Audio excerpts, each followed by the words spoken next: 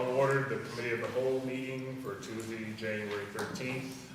Let the record show all the persons are present. First on the agenda is PL 0126, determined and pursuant to the State Environmental Quality Review Act that the proposed acquisition by the City of Olean pursuant to eminent domain procedure law of certain property rights and or interests with regard to the real property located at 400, 420, and 450 North Union Street in the City of Olean, County of Cattaraugus, will not have a potential significant adverse impact on the environment.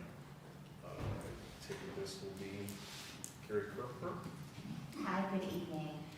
I have our attorney Allison Boot here from Harris Beach, Martha, to explain where we've been the last few months and memorialize what we've done and what we're asking for relating to this item and the second PL on the Committee of the Whole. Great. Thank you. Good evening, everyone.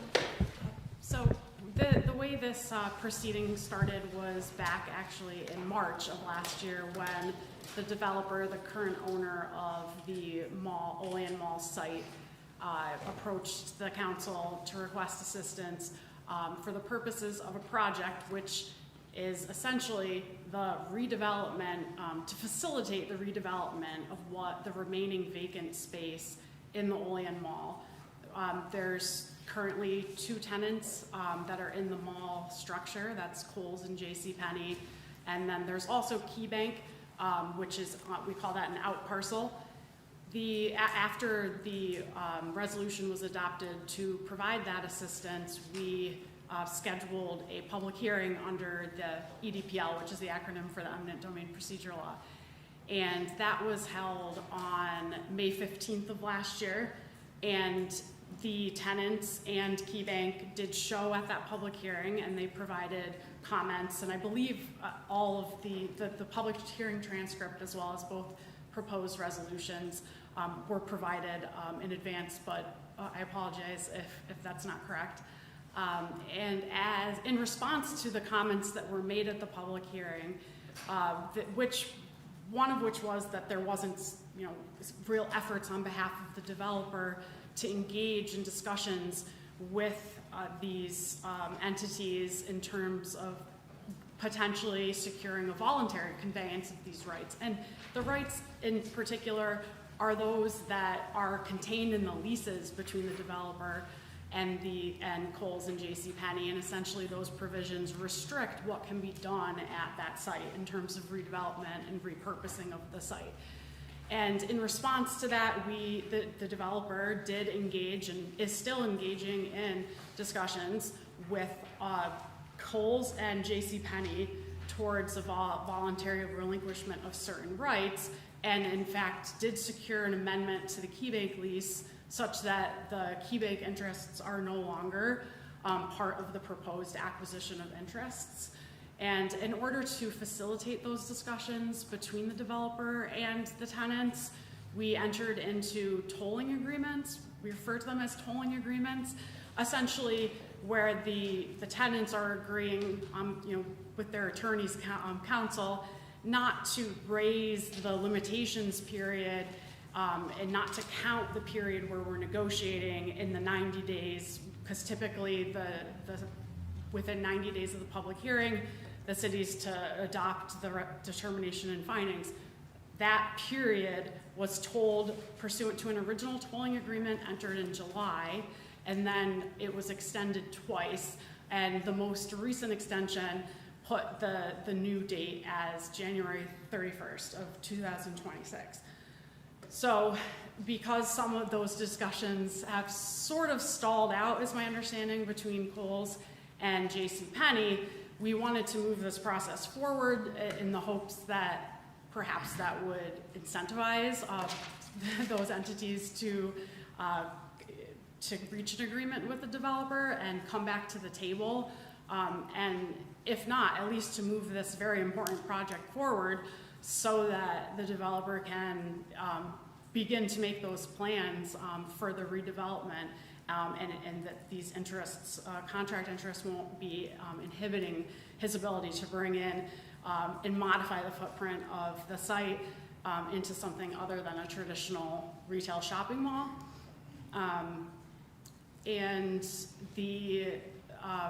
in order to, what's being proposed tonight is a resolution to authorize the taking of those rights. It's not that the rights are being taken right now. There is also a formal process, a step that comes after tonight, which is that formalizes the taking of those interests. There's also an appraisal period where we would determine how much the just compensation is owed to the entities, and it's possible that, again, that there'll be a resolution with one or both of these remaining tenants who have not entered into agreements with the developer. And part of the requirements of the EDPL is that before any authorization of acquisition of interests can be had, compliance with the State Environmental Quality Review Act needs to, the statute requires that compliance. So that is the first resolution that is on the agenda tonight. And briefly, the overview there is that the scope of the action for purposes of the environmental review is quite narrow. It's the acquisition of these interests to facilitate the redevelopment of the project site. It's not committing to a specific development plan, and it's not authorizing any specific development. There have been other local agencies that have conducted environmental reviews associated with potential specific plans, including the IDA, as well as the City Planning Board. But those are, again, those plans really hinge on the ability for those to go forward. The acquisition by eminent domain has to also occur. So in terms of timing, eventually we want to move this forward. We don't want to have this a year go by and this is still sitting out there. And so the narrowly defined action for purposes of seeker, the actual acquisition of interest, that's an intangible act. It doesn't actually impact the environment. But nonetheless, we've prepared all parts of the full environmental assessment form and gone through each of those carefully to make sure that we have all of the details associated with the site and any environmental potential impacts, whether it be within the vicinity of the seeker. Part 3 of that constitutes the reasoned elaboration explaining why there is not a reason to believe that this proposed action, the acquisition of the interest, would have a significant adverse impact on the environment. And the seeker resolution is incorporated by reference into that part 3 to support and provide additional basis for the rationale supporting that determination. And that's effectively what's known as a negative declaration under the environmental statute. And the second resolution, which is item 2 on the agenda, is the actual determination and findings under the eminent domain procedure law, which could be adopted after the seeker determination is made. And in that document, you'll see that we go in some detail over the procedural history here of the fact that we held the public hearing and the parties did engage in these discussions. And even though the statute doesn't require it, we did take the time to carefully address almost all of the public comments that were raised at the hearing and explaining why those objections and arguments aren't actually valid to prevent this taking under the statute. The public purpose that needs to be present for an acquisition, the courts interpret that quite broadly, and economic development and making use of underutilized space is a recognized public purpose time and time and again by the appellate court in Rochester that oversees this jurisdiction. And more than that, I think some of the comments at the hearing were understandably a little misguided because they don't have a ton of time to prepare for these. It takes them a little while to retain counsel and then to have counsel get up to speed. But JCPenney's representative seemed to think that we were trying to actually take that leasehold interest, which is not the intent at all. The acquisition is of just certain restrictions. It's essentially to extinguish certain restrictions that that lease imposes on the landlord, such as building height restrictions, footprint restrictions, common area restrictions, and approval rights as well. So that was understandably a little bit misguided, and we've addressed that. We've also explained in some detail that the original proposed interests that the developer had identified for us and were noticed in the public hearing and discussed at the public hearing, they were quite broad, and one of the comments was that maybe this is too broad, and we did in fact pare down and really specify and clear in it's actually Schedule 2 to the proposed determination and findings, to be clear that we're only seeking those enumerated rights, to distinguish the enumerated rights that are identified in that schedule, and any rights that would otherwise, somewhat of a catch-all, otherwise prohibit the redevelopment or repurposing of the site as other than a traditional retail shopping mall. So with that, I don't want to go into too much detail about the resolutions. I'm not sure how familiar all of you are with them, but with that, I would like to open up with questions, and I'm happy to answer anything from procedure to substance, anything you might have for me. Sure. So where in the resolution we received does it, or specifically show that you have narrowed the scope of the rights that you're looking for to Sure. be?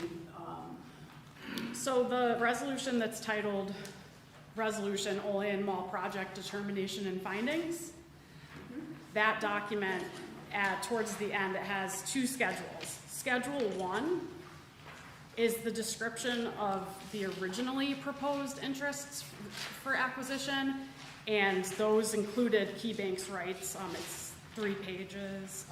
That schedule is 3 pages. This is literally just a copy of what was presented at the public hearing as proposed interests that were sought to be acquired, or at least were up for discussion purposes. And then Schedule 2 is the description of the narrowed proposed interest, which is a defined term and is what the determination and findings is actually authorizing the acquisition of. And those, you'll notice, do not include anything related to Key Bank. It also eliminates what was Section B, which was a more comprehensive catch-all provision that ultimately, the developer agrees it's not necessary to be so broad. It'll make it easier for appraisal purposes as well to know exactly the interest. So the other change is that we put the word certain rights in each A1 and A2 so that the word certain appears there, to be clear that the rights that are being authorized for acquisition are only those ones that are enumerated in Section 1, or A1 and A2 of Schedule 2. Sorry, we don't have those now. We got those were all sent to you last Thursday. The schedule was finding, schedule A, 1, 2, 8, they were all sent to you last Thursday in an email. We still have it. It's just not on. It's not printed on the agenda, no, but it was sent out last week.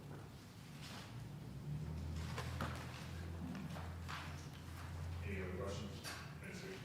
After talking to the developer, he said he was there would be no cost to the city for one, all costs would be associated with doing it.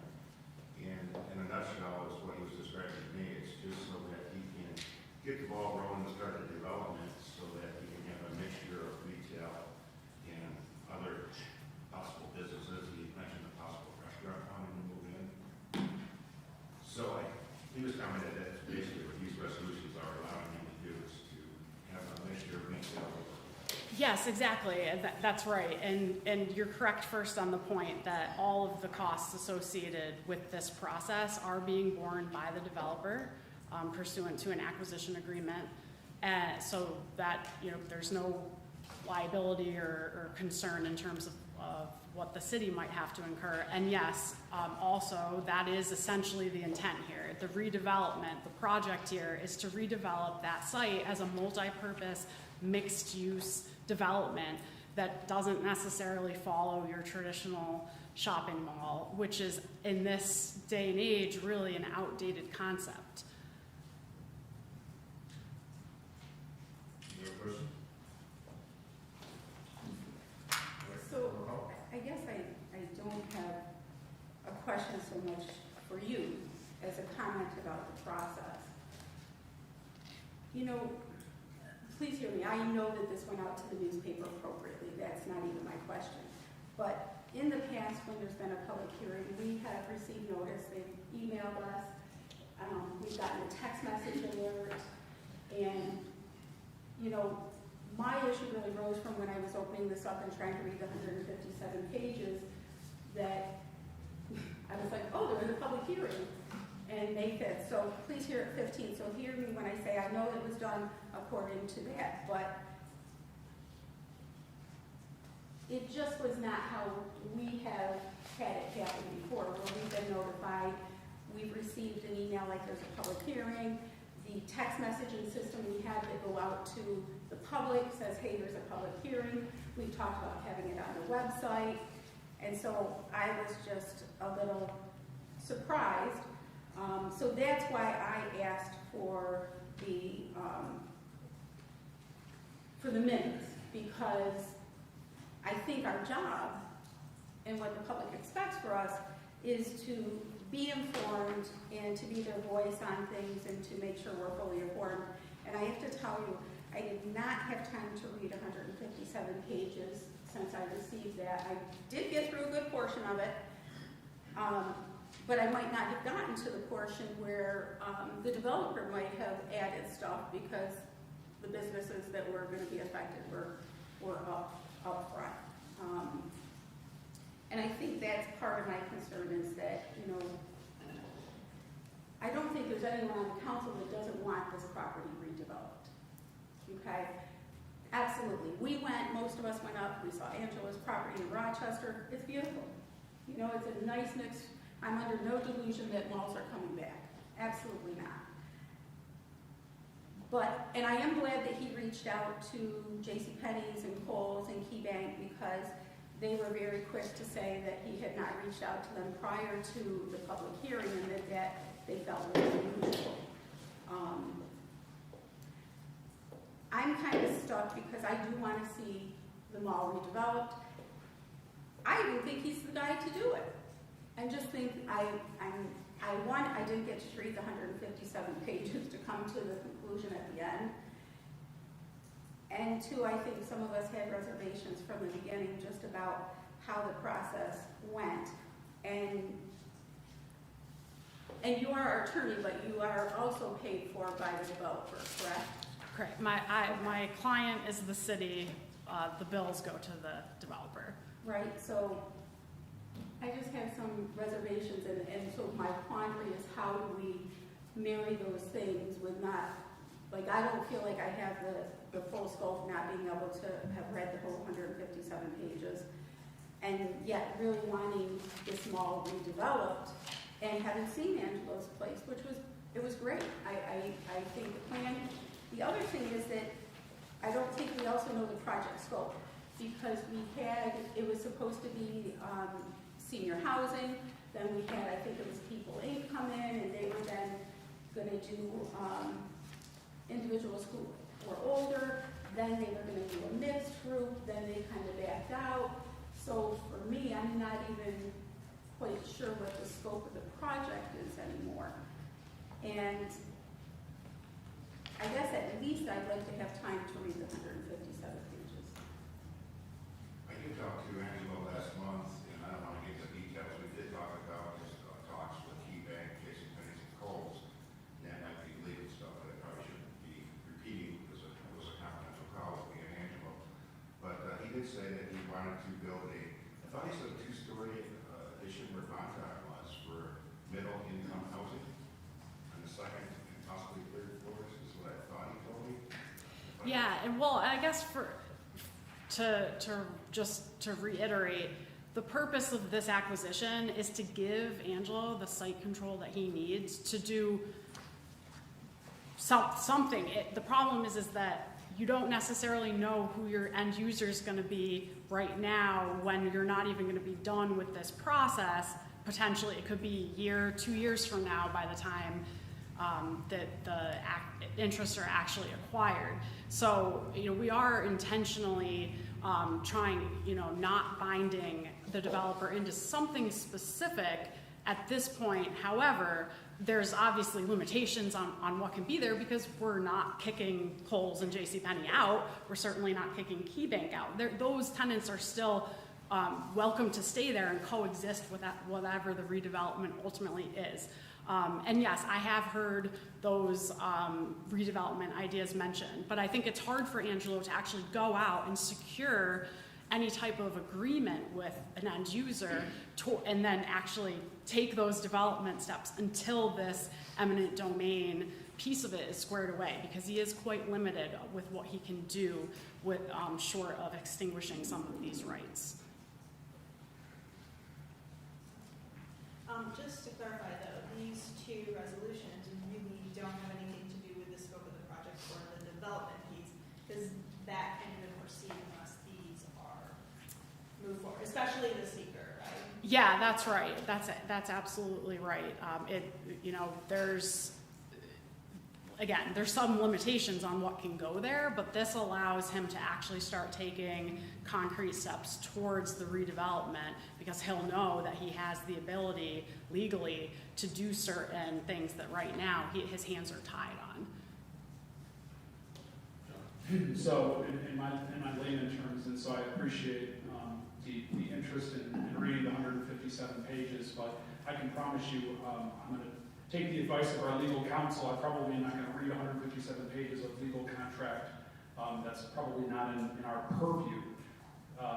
The specific scope that's before us, correct me if I'm wrong, again, layman's terms, is right now contractual agreements between these entities establish the mall as only being a mall with retail space. And the developer who owns the property would like to develop it differently in a mixed-use fashion. Correct. And so this mechanism before us is to bring them back to the table, to remove that language, and ultimately give the contractor the flexibility to develop the property rather than have it just sit there vacant and defunct the way it is. Exactly. Is that kind of it? That is a great summary. Okay. All right. Just wanted to verify that this had nothing really to do with what the scope of the project is and things like that. And given the transparency that Angelo has already shared with us, came down and met with a number of us, that probably, and with community development, future conversations will be ongoing as to what his plans are. Right, and he's going to have to go through site plan approval process for anything that he ultimately does identify. So obviously the city is going to have some control there. It's planning board in terms of what goes there. So there's additional steps along the way and checks and balances really to make sure that the city has some control over what's going to be there. For this part, I have something I wanted to say, but for the most part, we combine both together, so I guess I could say what I was going to say, because this in part goes to some of what Alderman McCall had stated from that statement, so partly if I had understanding for a little bit. First, I personally don't want anything to do with eminent domain. That is something that no one wants anything to do with. But when it comes to this topic right here, you learn that this is something that's common in New York State when it comes to projects, infrastructure, and redevelopment, similar to what we're trying to do with Olean Center Mall. What seems to be the issue with eminent domain is the way government has used or abused it. The government has used it for roads, utilities, schools, parks. If not for eminent domain, I-86 wouldn't exist. And while that may be a blessing for some of us, it wasn't a blessing for those families that lost those parcels. In this case, the government isn't taking anything. The city has no course of action to own, operate, or otherwise take something physically. This is strictly a formal process in which the state operates, and our city attorney has added additional measures to ensure the city is protected. The entire reasoning for this action is for outdated lease restrictions, which we've heard over and over. It is also for economic development, something we're dire need of in the city. Excerpts from that May 15 public hearing. I highlighted some parts just to read them off. The mall facility in the city totals approximately 26.6 acres. It was purchased in December 2020. Of that, JCPenney's, Kohl's, and Key Bank are collectively referred to as the designated interest holders. Those tenants at the mall facility have declined over time and is now predominantly vacant. And redevelopment there is vital for the social and economic welfare of the city, its residents, and surrounding community. Of the predominantly vacant mall facility, I've adjusted this number, there were 4 at the time it was written. There are 3 small store tenants that are there, jewelry store, gift shop, and athletic store. Repurposing of the mall facility and filling this large physical and undesirable predominantly empty void in the very heart of the city of the mall facility has long been the objective of the city and other community municipal stakeholders. The tenants' leases contain outdated restrictions. We've heard that again over and over, limiting what can be done at the mall and effectively precluding any redevelopment that deviates from the traditional retail mall, which in the current market environment is not desirable or suitable, which the attorney just stated. It should be noted that the redevelopment of the mall facility will likely also benefit the JCPenney space, the Kohl's space, the Key Bank space, and the areas in general will be more attractive. There will be more increased visitors, resulting in additional economic activity, all of which more desirable than the current state and predominantly dormant mall facility. The redevelopment collectively consists of productive reuse, redevelopment, and overall enhancement, as the case may be by the company of the predominantly vacant and underutilized project site, and any related parking realignment, parking improvements, infrastructure, on-site improvements, or modification necessary. This is to further the public purpose of enhancing the general prosperity, economic, and social welfare of the residents to the city of Olean, returning the predominantly vacant and underutilized site to be productive by use, among other things, to be attractive and or expand businesses and other commercial activities, thereby promoting economic revitalization of less development on previous undisturbed locations, increasing property tax base and sales tax revenue within the city of Cattaraugus, and alleviating the negative impact associated with large vacancy, underutilization, and deteriorating buildings. And it also complement and advance any public purpose and complement the city's comprehensive plan, the city's downtown, Olean zoning code, Cattaraugus County Vision 2025 comprehensive plan, and outlined by the city in its submission to the New York State Downtown Revitalization Initiative. So with that, that was in essence probably the first 40 pages. After that, there was the next was communication from I think it was the Kohl's lawyer second, and that ran roughly 10 pages, 15 pages. After that, it went to the JCPenney's lawyer, which ran another 10, 15 pages, and then after that, there were other submissions, drafts, and other testimonies, I'll say, from witness statements from the things that were submitted. So, for me, like I said, the eminent domain, when you hear that, you think there's all these negative aspects of what the government is involved. But when it comes to this here, PL1, what we're looking for is to approve the seeker for that aspect. And then, and the second one, what we're looking for is a termination of rights for the contract wording, if I'm right, the wording in the contract that basically limits what the developer can do. So if we keep those things in mind, we should be good to get this moving forward, and hopefully within the 1 to 2 years see some positive movement on the mall. Before I go to PL number 2, do we have any questions on PL 1? proceed. All right, I will, make a motion to move it to the regular meeting. Can I get a second? Second. Second by Crawford, all in favor? Aye. No. Opposed? Opposed by McCall. All right, PL 2-26, to authorize the adoption by the City of Olean Common Council of the determination and findings and publication of the brief synopsis of same pursuant to Section 204 of the New York Eminent Domain Procedure Law concerning the proposed condemnation of certain real property rights and/or interests consisting approximately of the narrow purpose proposed interests of the narrow interest holders, all in connection with the project, as such capitalized terms are defined in the determinations and findings. All right, this was just discussed. I don't know if we need more discussion on this part, but we've already predetermined that this is strictly for the eminent domain procedure for the real property rights and interests. Any other questions or comments on this section? Yeah, thank you. So I just wanted to mention, to give some further context, and I know there is some, maybe some trepidation amongst some of us because of just the language of that, as President Robinson's pointed out, this phrase eminent domain. As much of a comparison I can draw to, 7 years ago, thereabouts, the council had a similar issue that was brought before it.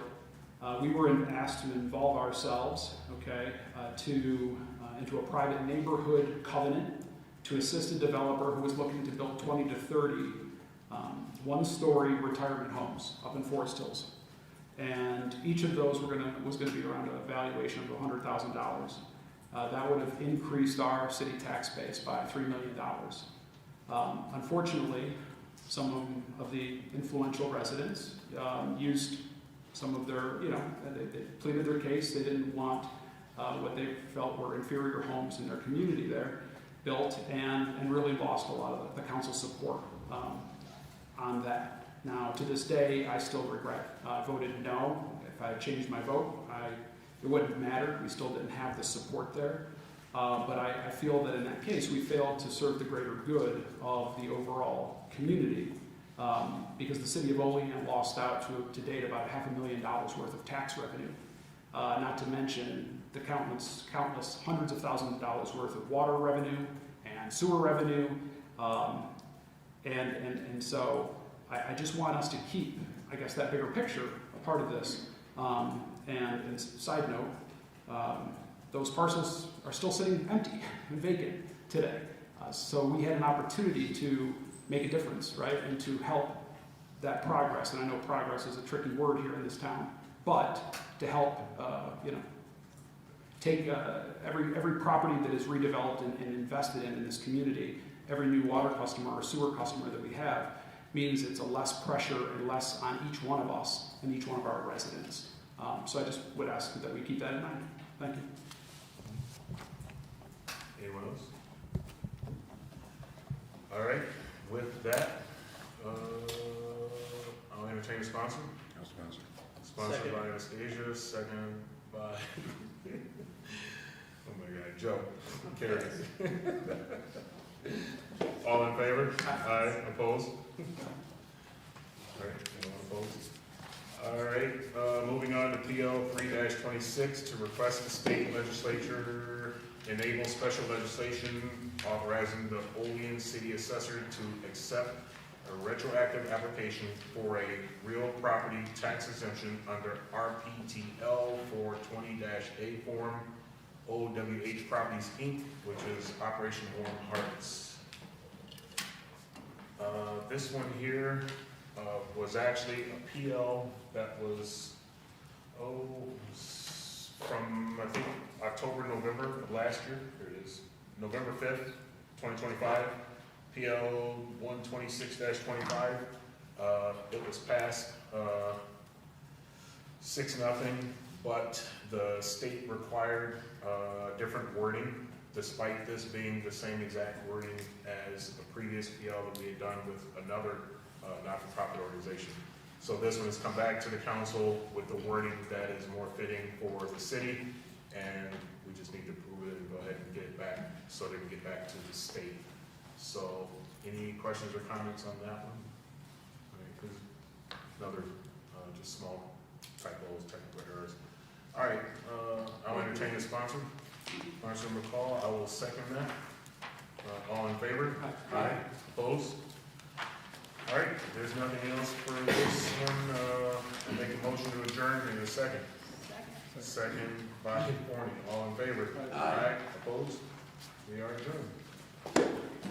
All right, I'll call the order regular meeting of the common council meeting for Tuesday, January 13th. Will the clerk please call the roll? Alderman Benyon. Here. Alderman Gary. Here. Alderwoman Forney. Here. Alderwoman McCall. Here. Alderman Crawford. Here. Alderman Anastasia. Here. And President Robinson. Here. All are present, we have a quorum. Thank you. Please rise for the invocation and pledge allegiance. Heavenly Father, we come to you today asking for your guidance, wisdom, and support as we begin this meeting. Help us to engage in meaningful discussion, allow us to grow closer as a group, and nurture the bonds of this community. In your name we pray. Amen. Pledge allegiance to the flag of the United States of America and to the republic for which it stands, one nation, under God, indivisible, with liberty and justice for all.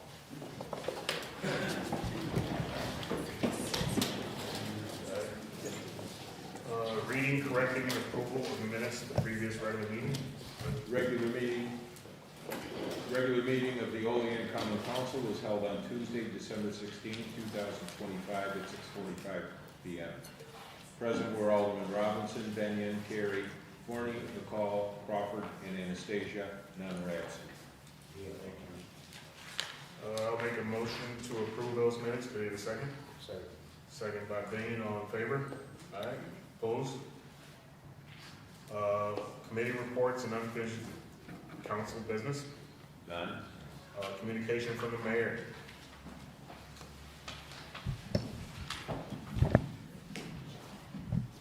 Good evening, and I would just like to say that President J.C. Seneca has reached out for a meeting January 20th, so that is something I'm looking forward to. We'll be going, James and I, along with Brad Camp, will be going to discuss the wastewater management and the DEC consent order. And so James is here tonight. He'll fill us in as far as we know, up to date, that information. Yeah. Good evening.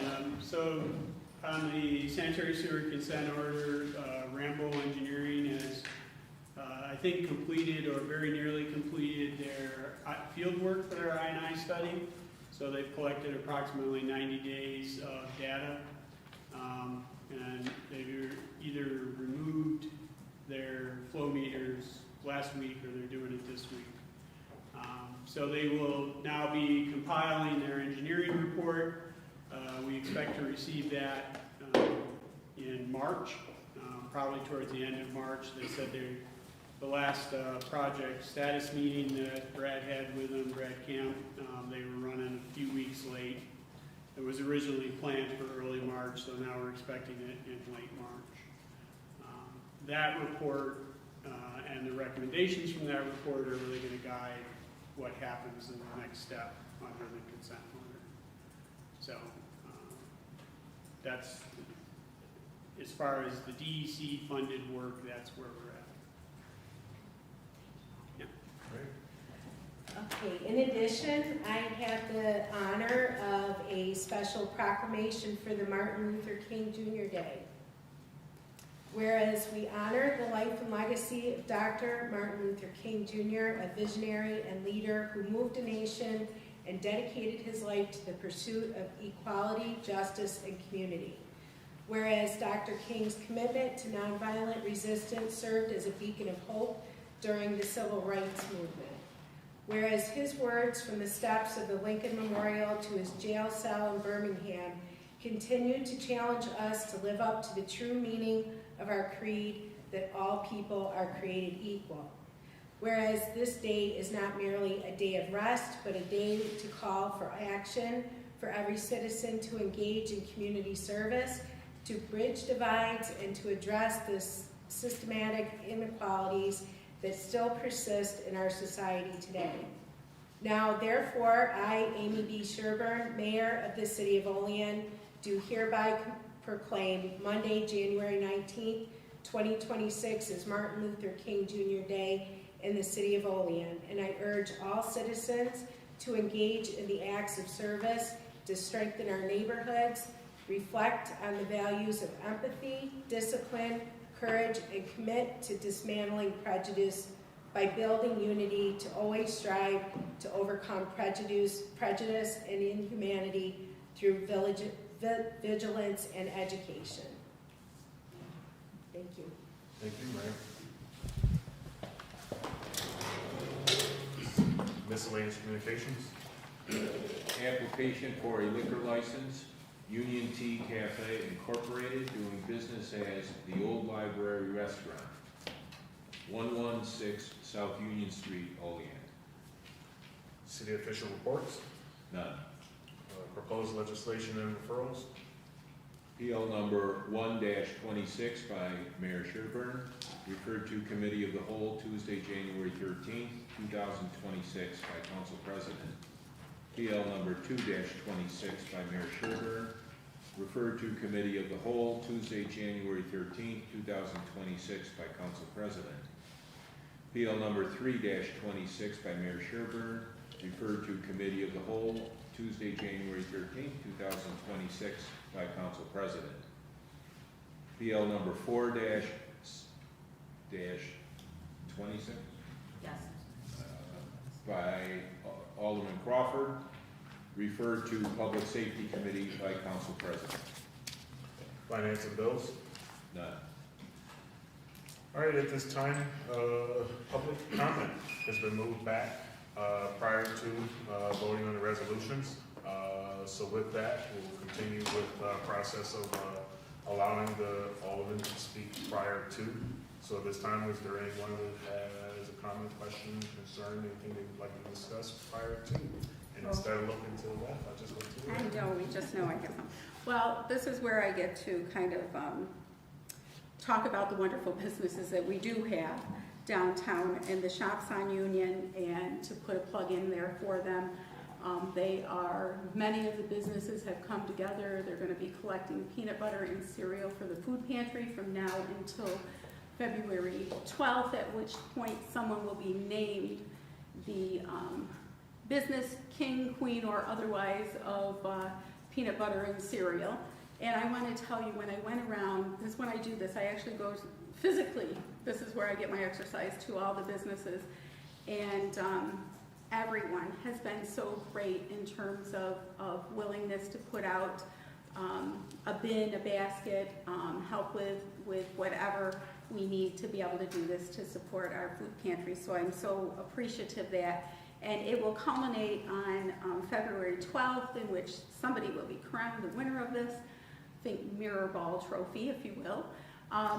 And then we'll have a ladies' night for the downtown businesses to have extended hours. So I appreciate this time because I get to plug the wonderful businesses that we have on State and Union there. So please come join us, donate to go see your favorite businesses. Donate some peanut butter and cereal. And the reason we pick those two is, one, I think it's easier if you know what you're going to look for when you pick something up to donate. And the second is that those are always items that are needed at food pantries. So, thank you. Anyone else? I like that idea. That's very good. Thanks. All right, if there's nothing else from the council, will the clerk please read the public comment section? Public comment portion of the Common Council regular meeting is established to provide members of the community with the opportunity to publicly state their views, voice their concerns, or to provide input pertaining to any issue affecting city government. Additionally, the mayor, common council members, and city department heads encourage any person with questions to contact them at their offices.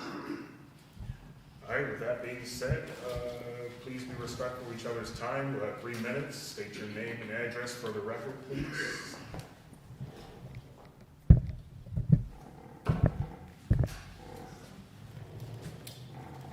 Hello, my name is Robert Kennedy, and I live at 917 Seneca Avenue.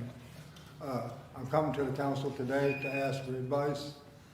I was brutally assaulted by Captain Marshfelder out here in front of the police station. I now have criminal charges pending on me here for disorderly conduct because I came here to file a complaint on an officer. I need y'all's help on how I file a complaint on Captain Marshfelder for the brutal assault. Ms. Taylor has been in contact, I've been in contact with her through 21 FOIA requests so far. 3 of them are still pending. I've waited for 2 weeks. I'm assuming that they are all automatically denied at this point. I know if I keep FOIA requesting them that they will have to become public knowledge, so that's what I'm going to do tomorrow, which will be the 3rd time, and then will have to become public knowledge.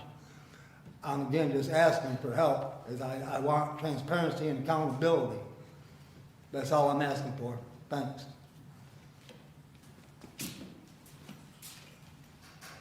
Anyone else? Anyone else? Anyone else? All right. It's time to call the comments to the All right. Ready for resolutions? I'm ready. All right. You'll have a lot to read. Yeah, yeah. Resolution 2-26, PL number 1-26, out of committee by Alderman Robinson, seconded by Alderman Crawford. Resolution determining pursuant to the State Environmental Quality Review Act that the proposed acquisition by the City of Olean pursuant to the eminent domain procedure law of certain property rights and/or interests with regard to the real property located at 400, 420, and 450 North Union Street in the City of Olean, County of Cattaraugus, will not have a potential significant adverse impact on the environment. Okay, again, this was discussed in committee of the whole. This one is strictly for the secret aspect. I just have a question because I thought the attorney said that Key Bank was kind of removed from that. Do we need to adjust this at all? I think Key Bank, it should state Key Bank is a standalone off to the side. I don't know if that had to be mentioned in this part, so whereas it doesn't matter, correct? Yeah, because it's in both sections. I don't know if it needs to be. Because it's the 3 addresses, 400, 420, and 450. But this is for the seeker. This is Yeah, just your this is for the development of the property. It's for the entire, it's for the entire property. You should include it. You gotta Yeah. include, Okay. you gotta include So the entire perhaps in the parcel. second one, then we may need to make an adjustment? Okay. The second one should be the same when it comes to the property itself. I don't think you want to exclude a small portion of, like buying a house and excluding the garage. So what? I know, I come up with some crazy subjects. So any other questions or comments? No. All right, if not, will the clerk please call the roll? Alderman Benyon, Yes. Alderman Carey, Yes. Alderwoman Fournier, Yes. Alderwoman McCall, Yes. Alderman Crawford, Yes. Alderman Anastasia, Yes. President Robinson. Yes. Resolution passes, 7 ayes, no nays. Resolution 3-2026, PL number 2-26, out of committee by Alderman Anastasia, seconded by Alderman Carey. Resolution authorizing the adoption by the City of Olean Common Council of the determination and findings as defined below, and publication of the brief synopsis of same pursuant to Section 204 of the New York State Eminent Domain Procedure Law, concerning the proposed condemnation of certain real property rights and/or interests consisting approximately of the narrowed proposed interest of the narrowed interest holders, all in connection with the project. As such, capitalized terms are defined in the determination and findings. Thank you. Any questions or comments on this one? Yeah, Dave. So, after some time listening to all sides of it, you know, John brings up good points about the greater good. I also vehemently agree with Bernard on the stance of government intervention in private rights, and I've stated that countless times. I also don't like, and I agree with Sonia, I don't like how we got here, but here we are, and it is for the greater good. So, while I may not trust everybody that may have been at the table or is at the table, I do trust the Community Development Office, and I am thankful for the narrowed scope because that was a lot of my apprehension. So therefore, just quickly, you know, because mine would be a change, but with that, I will support the project with the narrowed scope being that they are only removing the rights. So there was a lot of conversations back and forth with people, so that's a big deal, but I do want to say that I am thankful that the narrowed rights and to ensure that just that would be done. And I'm also going to be appreciative of the Planning Board, Zoning Board of Appeals, DPW, and all those that are going to have a hand in making sure that the project does not just get railroaded with this blanket approval. So I'll be looking for that and keenly watching those aspects of it. Thanks. You want to call? So that has been where how we got here was really my no vote at the beginning, how we got here. And that has nothing to do, Carrie does an amazing job in terms of that. Perhaps the previous administration was not as transparent as it needed to be with the meeting. I am 100% that we do need to do something with that mall, and I do agree with John that it will benefit. It'll benefit the shops on Union and the city as a whole. So my no vote earlier was really perfunctory regarding the issues about how we got to this place. And as long as we're clear that the path, you know, I think we've talked about how we have a vision of what we would like to see there, and we have a vision of things we don't want to see there, right? In terms of things that will assist our community and things that will continue to bring, to be less than desirable for that area that has been. When I was growing up, we would come from Guanta to go to Olean because there was a mall there, right? So I am appreciative of everything that has gone forward, and I support it. I just think that we needed to at least acknowledge the path we got here was perhaps not the best. And, you know, I'll piggyback on that and just concur so that you guys aren't on your own in that. How we got here and some of the other PLs and some of the other things that we went through since I've been on the council, you kind of scratch your head and you go, how did this come about? How did this come to us at this late of a stage, you know? And I think that, you know, I'm not naive, but at the same time, I try to give a benefit of the doubt, and I try to eliminate those thoughts of how we got there and try to focus on the city of Olean, you know what I mean? So it's like, while I'm focusing on that, and I try to my best to keep my mind clear of that negative aspect that I can't believe this just got crammed on us, because it is frustrating. But when you're looking at what the potential is for what Olean could be, you know, in the downtown district and how we can bring that back to life, for me, that's where I kind of put those thoughts and feelings to the side. But at the same time, like JR said, that eminent domain word scares me. I don't like it. I don't want any part of it, but at the same time, this is where I believe we should be going. This is positive, where we should be going in a positive direction. I forgot to mention one thing, is in the future, the public notice was met, but in today's day and age, I don't think that 5 days of the Olean Times-Herald that nobody reads at all, or the legal notices, is the standard anymore, and I think that we need to maybe look at something for better than that.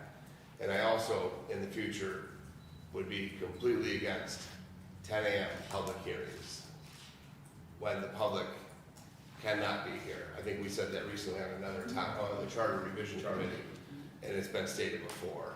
I think that that's an end around to try to get less public involvement, and it's not a good optic at the end of the day. You met the standard, but it was crap. So I would ask that we would start to do better with notifying the public and when we hold them. All right, anything else? All right, will the clerk please call roll? Alderman Benyon? Yes. Alderman Carey? Yes. Alderwoman Forney? Yes. Alderwoman McCall? Yes. Alderman Crawford? Yes. Alderman Anastasia? Yes. And President Robinson. Yes. Resolution passes 7 ayes, no nays. Resolution number 4-26, PL number 3-26, out of committee by Alderwoman McCall, seconded by Alderman Robinson, to request the state legislature enact special legislation authorizing the Olean City Assessor to accept a retroactive application for a real property tax exemption under RPTL Section 420A from OWH Properties Incorporated, doing business as Operation Warm Hearts. All right, again, this one was to put in wording that was more acceptable to the state. There was nothing else changed, and this passed unanimously prior to. So, any questions or comments on this one? Who's the second? Who's the second was myself. Okay, thank you. All right, same sponsor as the first time. All right, will the clerk please call the roll? Alderman Benyon? Yes. Alderman Carey? Yes. Alderwoman Forney? Yes. Alderwoman McCall? Yes. Alderman Crawford? Yes. Alderman Anastasia? Yes. And President Robinson. Yes. Resolution passes 7 ayes, no nays. All right. Well, thank everyone for coming tonight, and look forward to next week and a better year. And thanks again to our new mayor and the proclamation for tonight. I'll make a motion to adjourn. Make it a second. Sorry. Second by Bain. All in favor? Aye. Opposed?